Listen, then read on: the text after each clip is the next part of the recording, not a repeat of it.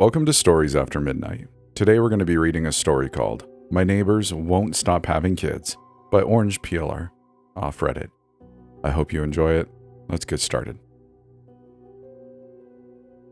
James slid his fingers down my waist and tucked them into my back pocket, bending over to kiss me on the cheek.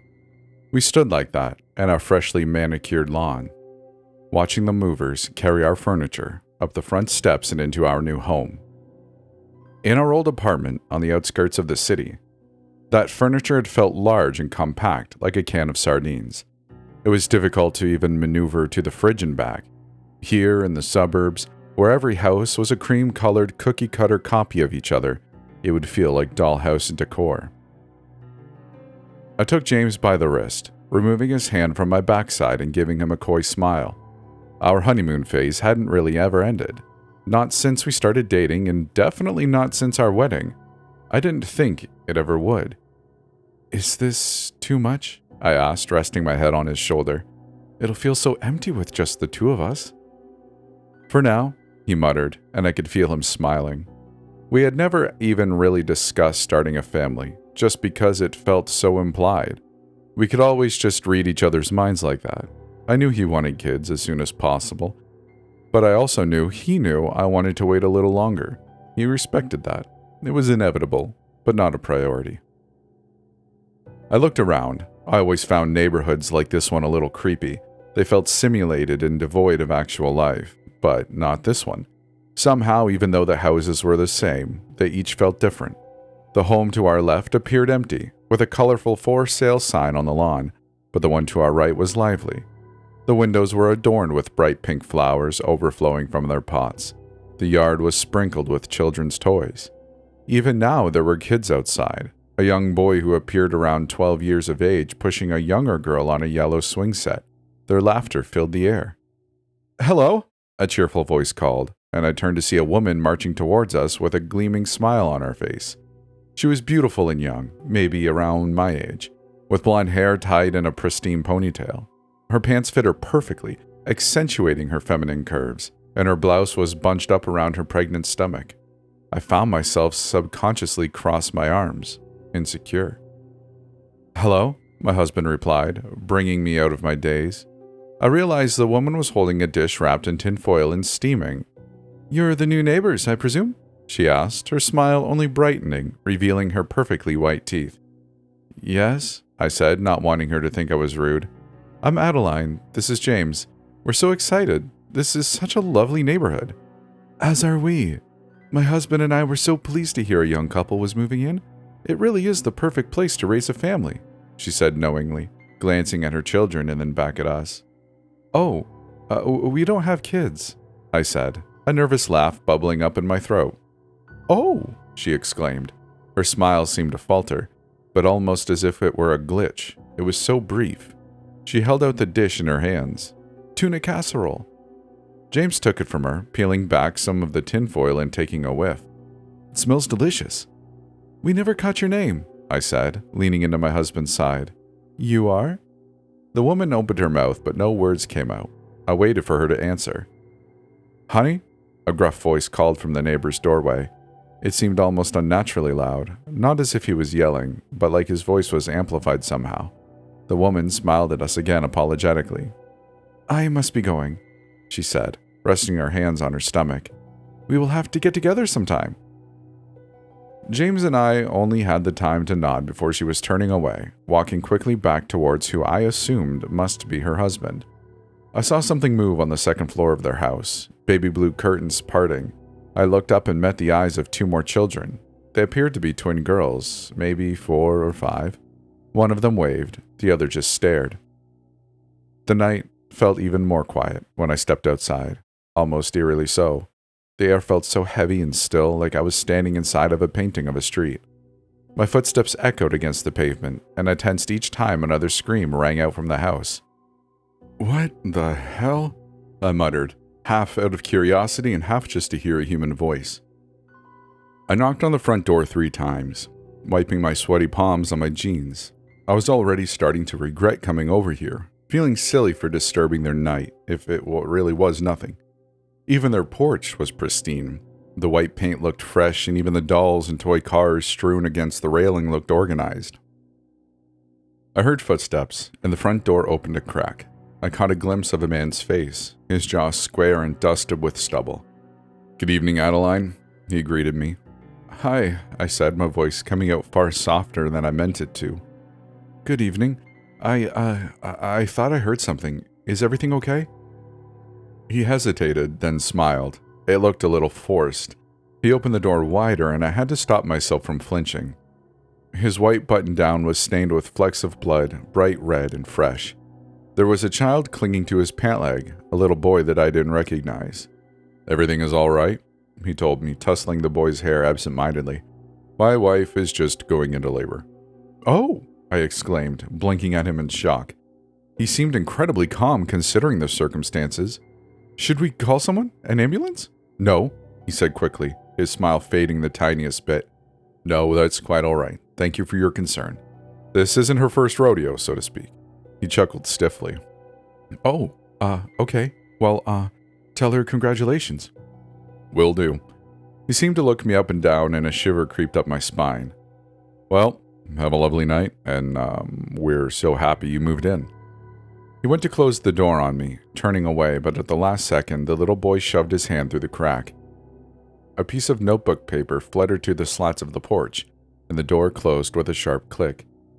I picked up the piece of paper, somewhat stunned as another scream ricocheted inside my head. I unfolded it slowly, holding it under the porch light and squinting to make out what the shaky scratches of red crayon read.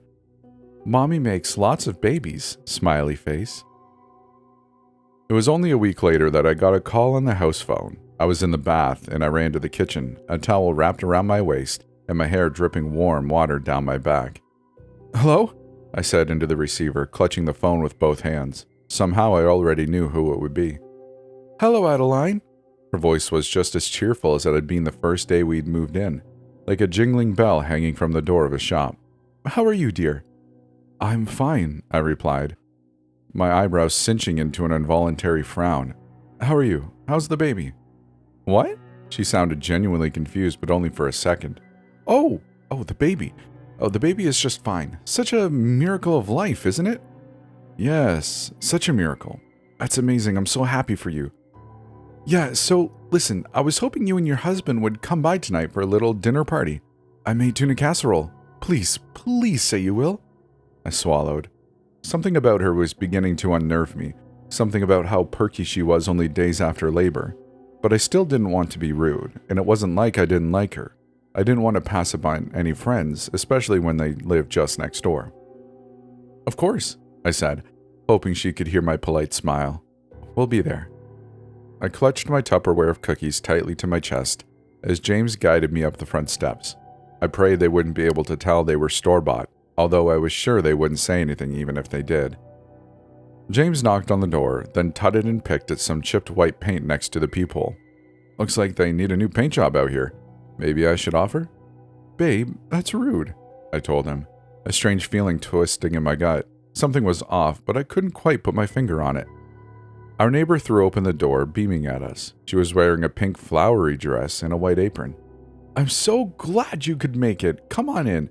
Everyone's waiting in the dining room." I couldn't help but stare at her stomach, which seemed almost as large as it had been the day we'd met. I glanced at my husband, but he didn't seem to have noticed anything and only smiled at me reassuringly.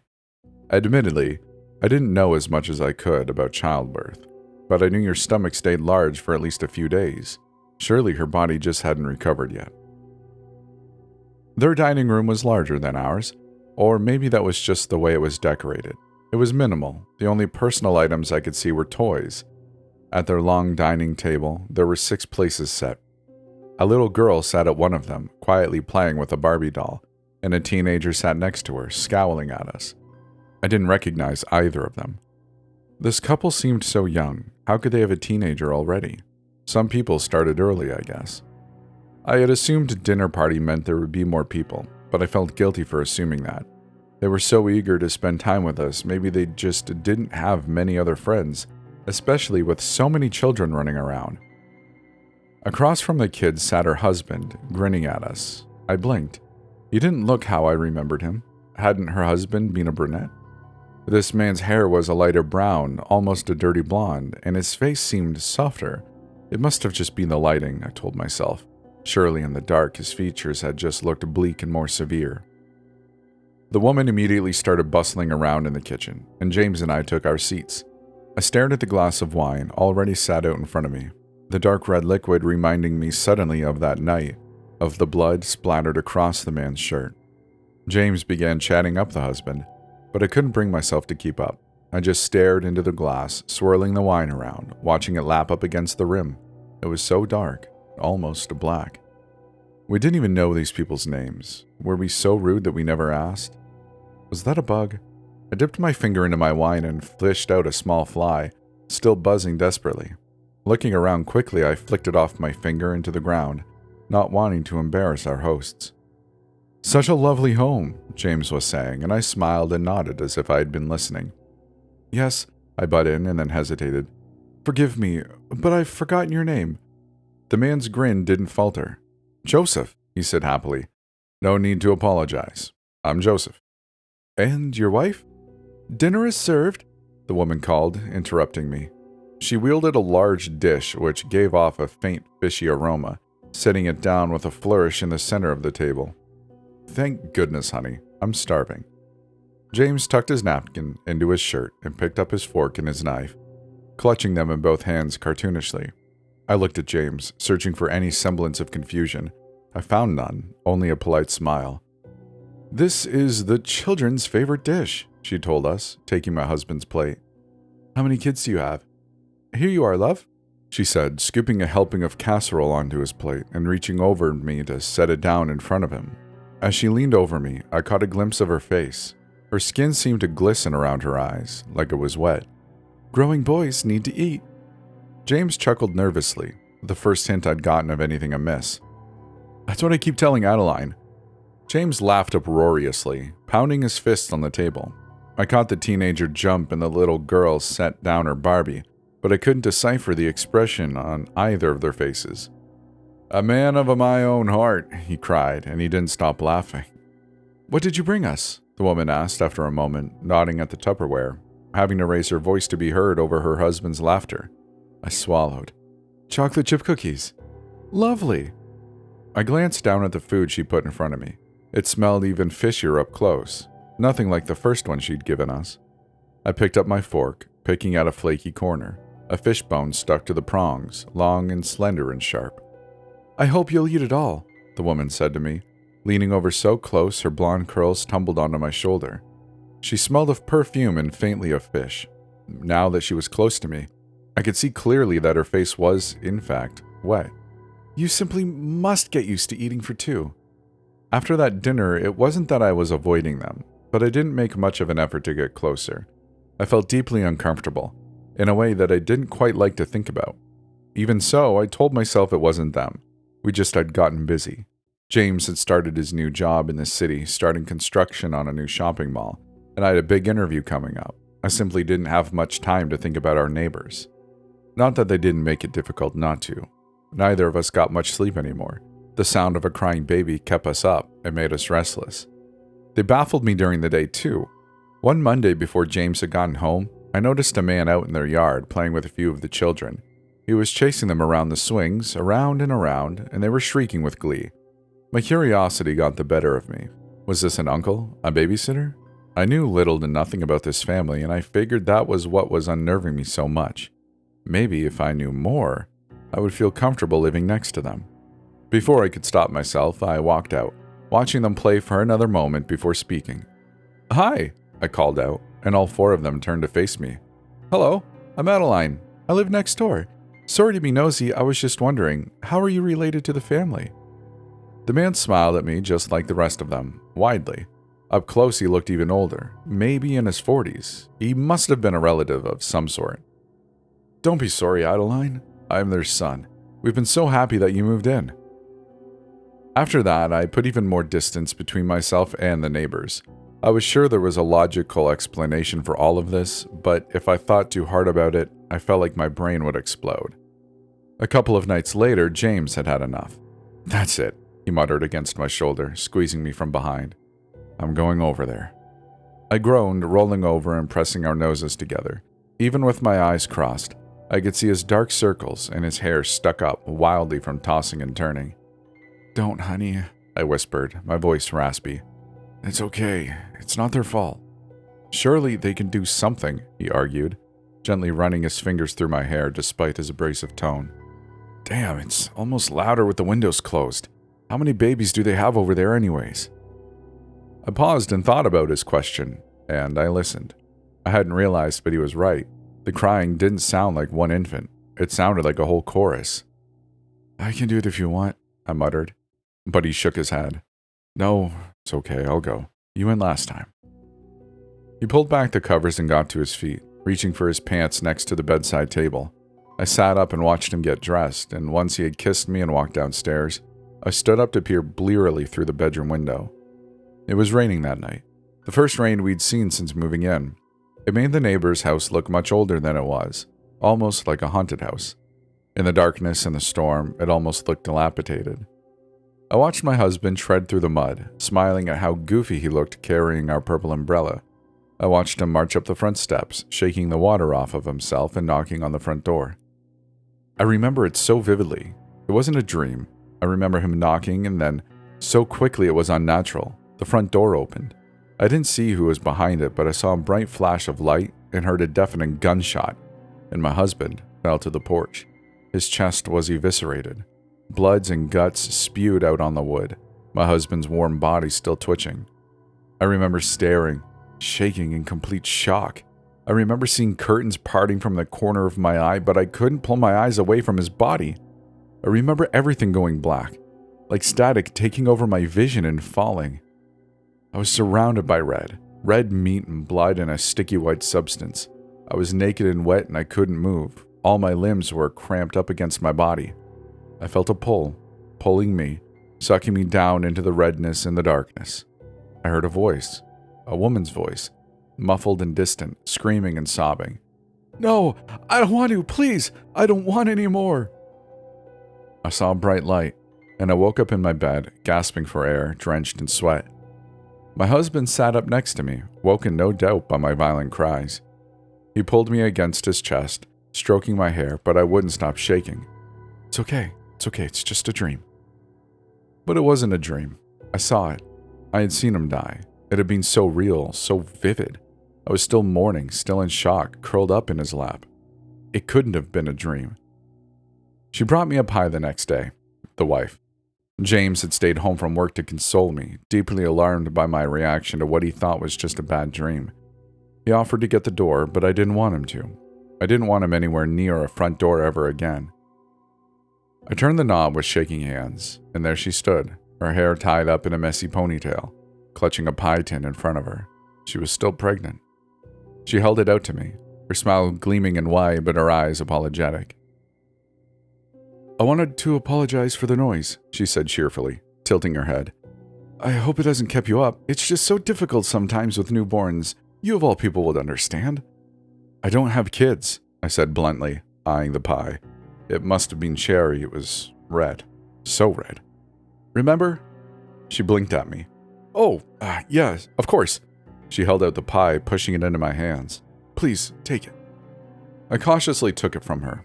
It was so red inside, like the red from my dream, like my husband's guts. When I looked back up, she was still smiling, but there were tears streaming down her face and dripping off her chin. I stared at her blankly. "Are you okay?" "Oh, yes, oh dear, I'm fantastic." Without warning, she opened her arms and pulled me in, hugging me tightly, the pie tin crumbling between us. "We're just so glad you moved in." I heard a sound like water trickling, and I cringed as something wet touched my leg. I pulled back and looked down to see liquid trickling down her thighs, slightly pink and sticky. She raised her eyebrows inquisitively, then looked down at herself and seemed to blush. "Oh my, yes, you must excuse me." She gave me another smile, so wide it looked like it might hurt, still weeping silently. She looked older than before. "I'm so sorry. Again, I'm so sorry." She killed herself a couple of days later. I saw it happen. I felt an urge to look out of her bedroom window around 5 in the morning, and I saw her standing on the roof of the neighbor's house. She seemed to look me right in the eyes before she plummeted. I ran down the stairs as quickly as I could, almost tripping and cracking my head open. When I got outside, everything looked different. The house looked different, old, like it hadn't been lived in years. The yard was overgrown, the grass swallowing up the children's toys, and the pink flowers on the windowsills were shriveled and brown. The porch was dirty and packed with things, as if only hoarders had ever resided there. The paramedics came after I called 911 and the police, and it occurred to me that it was the first time I had seen anyone other than us and the neighbors on that street. They told me it was a good thing I had called, because no one else would have. When I asked what they meant, they just looked at me blankly. "No one else lives here, ma'am," one of them told me, as if it were obvious. I stared at her body until they took her away. She looked different. She looked old. Even so, I could have sworn I saw her stomach growing. I heard them call her Jane Doe as they zipped up the black body bag. That was a few months ago. We moved back into our apartment closer to the city, and even though it's cramped here, it feels so much more comfortable. I've been going to therapy, trying to figure out if what I witnessed was real or pure insanity. My therapist seems to think it was stress. Somehow, so does my husband, as if he wasn't there, as if he didn't see what I did. He seems different. I've noticed things, like how the mole on the back of his wrist is gone now, and how his hair grows slightly curly when it used to be so straight. I can't get the image of him that night out of my head, his body destroyed and drenched in gore, his eyes still open. I've been throwing up every morning, but I won't test. I'm terrified to confirm what I already know. And that's the end of the story. I really hope you enjoyed it. If you did and you're on YouTube or really anywhere else, let me know what you thought in the comments. If you would like to hear more, obviously subscribe. And if you'd like to support the channel and support Stories After Midnight, well, there's a Patreon available, and I do thank you if you are currently a patron. It does mean the most, and it really helps this channel keep going. I guess other than that, if you'd like to send me your story, you can do so at storiesaftermidnight.com or join our Discord. Links are in the description of this episode. With all that said, I hope you enjoyed yourself. We'll see you in the next one.